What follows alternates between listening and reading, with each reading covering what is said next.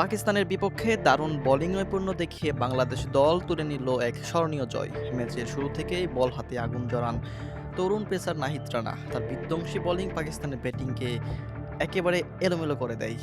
মাত্র কয়েক ওভারের মধ্যেই তিনি তুলে নেন গুরুত্বপূর্ণ উইকেটগুলো, যা ম্যাচের গতিপথ পুরোপুরি বদলে দেয়। শেষ পর্যন্ত অসাধারণ পারফরম্যান্স করে 5 উইকেট শিকার করেন নাহিদ রানা, যা পাকিস্তানের জন্য বড় এক ধাক্কা হয়ে দাঁড়ায়।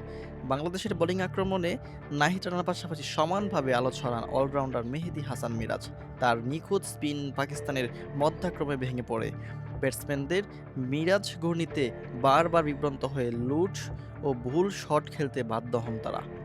গুরুত্বপূর্ণ সময়ে 3টি মূল্যবান উইকেট নিয়ে পাকিস্তানের ঘুরে দাঁড়ানোর সব সম্ভাবনাই শেষ করে দেন তিনি। ম্যাচের শুরুতেই পাকিস্তানের ওপেনাররা কিছুটা প্রতিরোধ গড়ে তোলার চেষ্টা করলেও নাহিদ রানার গতির সামনে তারা বেশিক্ষণ টিকতেই পারেনি। একের পর এক উইকেট পড়তে থাকলে পাকিস্তানের ড্রেসিং রুমে চাপ বাড়তে থাকে। মিডল অর্ডারেও সেই চাপ সামাল দিতে পারেনি মিরাজ ও স্পিন এবং বোলারদের নিয়ন্ত্রণ বোলিংয়ে রান তোলারও কঠিন হয়ে পড়ে তাদের জন্য। ফলে খুব অল্প রানের মধ্যেই গুটিয়ে যায় পাকিস্তানের পুরো ইনিংস। বাংলাদেশের বোলারদের গুরুত্বপূর্ণ বোলিং এবং আক্রমণাত্মক মনোভাব পুরো ম্যাচকে স্পষ্ট করে দিয়েছিল।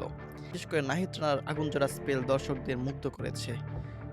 তরুণ এই পেসার দেখিয়ে দিলেন বড় দলের বিপক্ষেও তিনি কতটা ভয়ঙ্কর হতে পারেন। অন্যদিকে মেহেদী মিরাজ আবারও প্রমাণ করলেন তিনি শুধু ব্যাটেই নয়, বল হাতেও দলের অন্যতম ভরসার পাত্র।